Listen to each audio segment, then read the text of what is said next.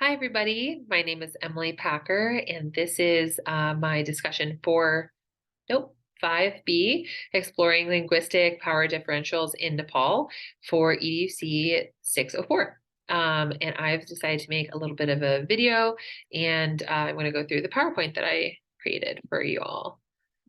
Okay, so let's try to figure this out. All right, so my case study country is Nepal. This is actually the background of this cover page is a picture that I took while I was there. Brief background is that I've been to Nepal twice. The first time as a tourist on a hiking trip. I was there for 2 weeks with my husband and we hiked around in the northern area. And then I fell in love with it so much that I researched and tried to figure out how to get back there, specifically to teach. And I stumbled upon a nonprofit that was sending English speakers to teach in the rural Himalayan mountains. I became the executive director of this nonprofit, and I will share more about that in the next class we have. But Nepal is, I say this all just because I want to ground what I'm going to explain in the fact that this is a very personal, a very special country to me.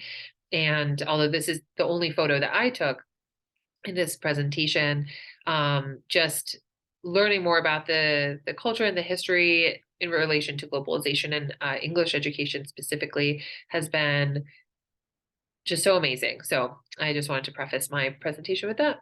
Okay, so this presentation will address the power differentials between and amongst languages in Nepal and how heritage, minority, and tribal languages are addressed. The literature that I found used the term ancestral languages rather than heritage or minority or tribal. So I'm going to try to honor that. But also another word that was used was indigenous. So I'm similar to the United States in our use of that term. So let's jump into it. In Nepal, there are 123 languages spoken. That is so many for the size of this country. And amongst all of these, the official language of Nepal is Nepali. And interestingly, only 44% of the country speaks Nepali. So I don't know because I didn't do a comparative analysis on any other countries, but just coming from the countries that I've lived, taught, and studied in, the national language was always spoken by the vast majority. And so this was such an interesting statistic to me, and it definitely made me dig deeper into why this was the case. So this is Nepal. This is an outline of the 7 provinces. As of 2015, Nepal has 7 provinces. Nepal has gone through a lot of social and political upheaval in the 21st century. And so it's recently been settling down with the recent two prime ministers. So actually there was a monarchy. The prince decided to kill his whole family, and then he himself died. And then there was this big struggle between the crown wanting to maintain power, and then the Maoist rebels who were coming in from the north who wanted to overtake the government, as well as other sectors or other groups vying for power. So it's just settled down. We have 7 provinces, and interestingly, on a ton of different maps, you can see that it says province 1 and province 2 and then names the other 5. There's so many maps that did this. Random provinces would be called province 4 or province 5. And it took me a really long time to find any that had all of the, actually, I don't think I found any of the maps that had all 7 names. Notably, the Language Commission of Nepal has formally noted varying official languages from province to province. So first of all, there's a Language Commission of Nepal. We're going to talk about that in a little bit. And then in each province, there's an official language, which may or may not be Nepali. And I thought that was so interesting thinking to the United States as if, each state had its own language. Yeah, I just thought that was very telling with how linguistically diverse this country is. So these are the 10 most spoken languages in order. Nepali is number 1 with 44%, and then we move down the line. Nepal Bhasa, I would like to note, is also, I know that it's number 6, but it's spoken by a lot of individuals as a form of Nepali, and also Doteli at the bottom, number 9, is an ancient form of Nepali. So some of these could be considered dialects of Nepal, but they are viewed through the Language Commission of Nepal as separate languages. Okay, so here's a picture of Nepal, geographically situated between China and India, and then also a picture of Nepal by province. So we can see the 7 provinces outlined, and then if we look at the map, we can see the differences. Province number 2 is towards the south, and it is western, and is all along India. And we're going to talk about province 2 in a little bit. And then we look up at province 7, and it actually touches both China and India. So we're just trying to situate this geographically and think about the effects that the positioning of this country has on culture and language. So I found this. It's incredible. So this is from Data in Nepal, Central Bureau of Statistics from 2018. And these have the total languages and the top languages provided in the top. We see Nepali still sitting with that 44% and going down. And then we see each province. Now, what is so interesting to me is that we know that only 44% of the country speaks Nepali. And I'm going to go to this next slide. And actually, five provinces has the majority speaking in Nepali, ranging from 95% in Karnali to, I think the lowest is province number 1, which is 43%. And so we look at this range and we think, okay, this is a nation that is not unified under one language. And what does that mean? We look at province number 7, so where Nepali is the second most spoken language at 30%, with Doteli at the top. And province number 7 was the one we just talked about that actually touches China and India. It's the most northern. And then also province number 2 that I did mention as well. Province number 2 is in the western side where it's very thin, and it really elongates itself along India. And so we see Nepali is not even the top 3 most spoken languages here. And so it's Maithili that is the number 1 language that's most spoken, and only 6% of individuals in this province speak Nepali. So let's dive into what that looks like. So province 2 is the Madhesh province. 45% of those in this province speak Maithili, and this province is called the Terai region. So this is really the field region. Nepal has very diverse topography. So the mountainous region, the fields, there's a lake region as well. And this neighbors India. And not surprisingly, a lot of Indians also speak Maithili. Maithili is not taught or used in formal settings. So it's not used in school, formally, I mean, but it is the language at home. So interestingly, the individuals and communities within this province keep their home language, their mother tongue, alive at home, and it dominates the speakers throughout. However, this language, Maithili, is also used as a medium to then teach Nepali and English. So when students go to the government schools, the public schools, most of the schools are run in Nepali, but Maithili is able to be the bridge between these 2 languages. And then if you're going to one of the private schools, which is taught in English, Maithili uses the same purpose. Excuse me. Okay. I just had to pause that for a second, take a sip of some tea. So then we're going to look at province 7, which had Nepali as the second most spoken language. And this is a Sudur Pashchim province.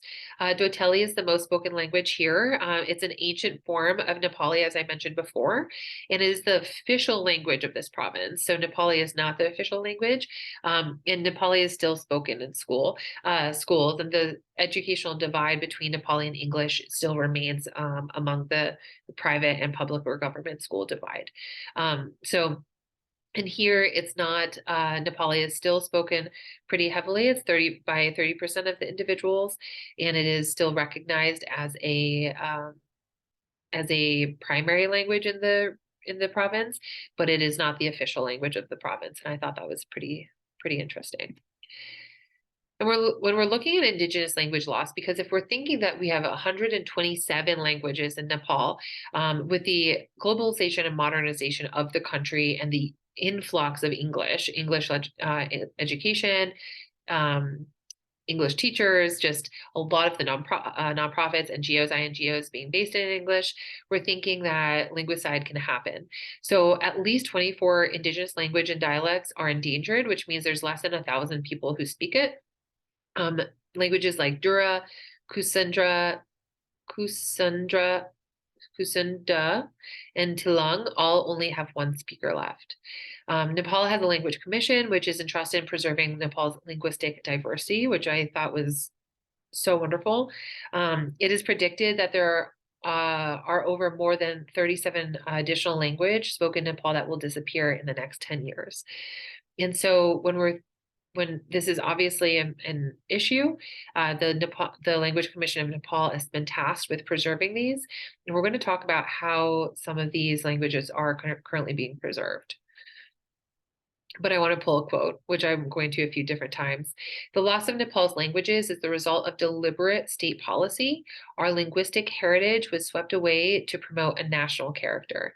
So as I said, Nepal has had a really tumultuous 21st century. And so the politicians over the last 20 years have really put, or really over the last 14 years, have really pushed nationalism and really pushed unity. And so within this country, they've thought, okay, how can we unify? We've divided these provinces. These provinces have been divided, undivided. We've divided these up. We want to unify. We want one Nepal. How can we do this? And so we're going to look at a few different ways, but these indigenous languages are not just becoming extinct because of government action. It's also the parents and the communities who are seeing or falling prey to the promise of globalization and English language education, who are pushing children to learn Nepali and English to ensure good job prospects. And so this job prospect, which I don't even think exists in Nepal. Nepal has a high percentage of unemployment in the cities. In Pokhara and Kathmandu are the two major cities. Parents see Nepali and English as the gateway out of there. And so it's not only the government that's calling for this nationalistic unification, but it's also the parents saying, well, your mother tongue, your heritage language, your ancestral language won't serve you where we want you to go. So this is not as important. The government has pushed Nepali to be the lingua franca throughout the country, despite acknowledging that different provinces can have their own official languages. The government has tried to unify Nepal through nationalism, through dresses, through what people wear, what language they speak, national elections, and holidays. But Nepal has been divided, undivided, redivided over decades. So this is just one form of trying to work towards this unification currently. The dominant class, not surprisingly, made the national language their language. So Nepali is mostly spoken around and in the cities.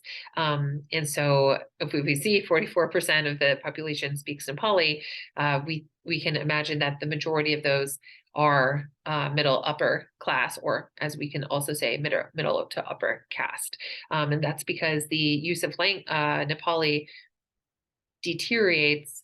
diminishes, maybe is a better word, the further you get from the major cities.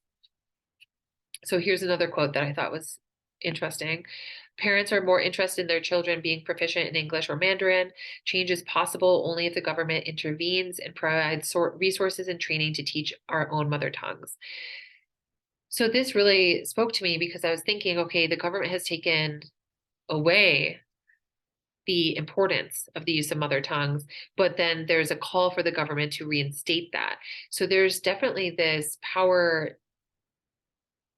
position of power that the government is seen as being able to encourage this or discourage the use of their ancestral tongues. And there's also a lot of blaming on the parents. They're more interested in their children being proficient in English or Mandarin, but really this gets deep down into they're more interested in their children having additional economic security and opportunities than they have had. When we think about Mandarin, as we talked about, the eastern side of Nepal borders China. Actually, it borders Tibet. and where Mandarin is spoken nationally. And so we think about, okay, they're already imagining their children most likely leaving, and going to neighboring countries, going to English speaking countries. So there's a lot of conflicting um, responsibility skirting here. And so we're thinking, what about the communities? Do the parents actually want this? What is what what is actually happening at the local level? So, in efforts to reclaim, rejuvenate, and revive Indigenous languages, the Language Commission of Nepal has partnered with the remaining speakers of the almost extinct Indigenous languages, like we talked about, those three languages, um, where only one speaker is left. An example of this is one speaker now runs a private school to teach her language to over 20 students.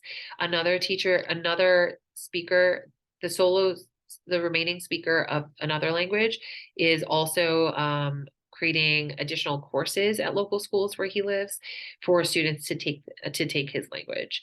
Some schools provide an option to take classes in students' mother tongue. So this is what's happening locally, but most students and parents opt for the local curriculum, which is a little bit deceptive in its name, which is actually in Nepali. So as we talked about, we have the private schools, which are conducted in English.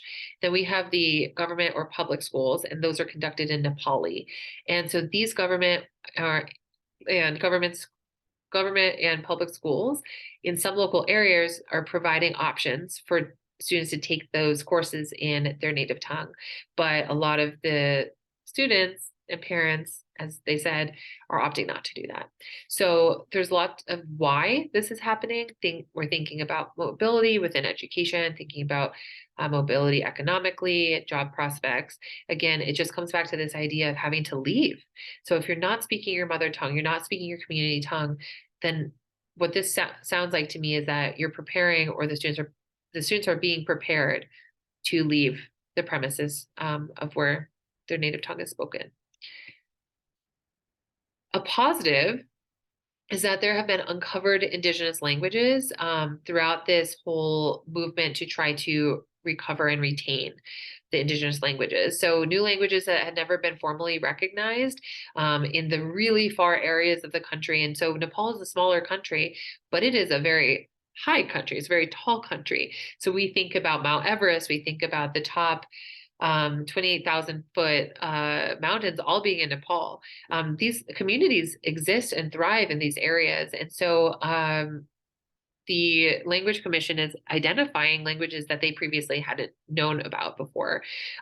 So, for example, Ranu Tharu, which is spoken in the Western Terai region, which is in District 2, Narfu, which is a remote valley in Manang, which is a beautiful area, some in the Tusum Valley of the Upper Gorkha, which is farther up north, Dubri Lark in the Manaslu region, and Poike and Sayak.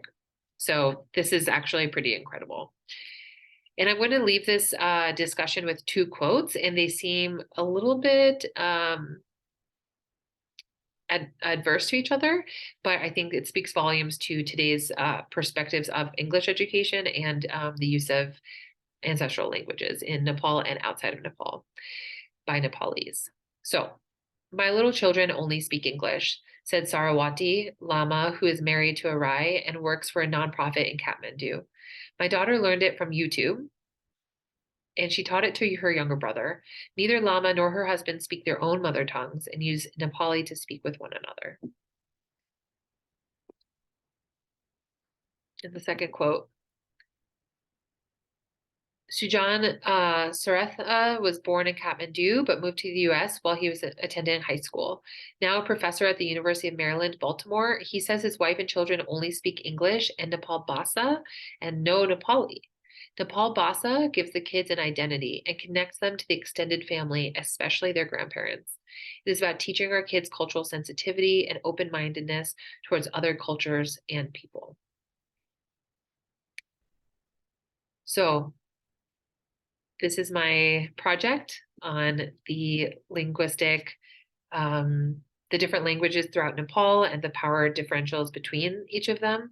I hope that you enjoyed this, and I hope that you learned something new about Nepal today. And I look forward to speaking to you a little bit more about my time in Nepal in our next class. Thank you.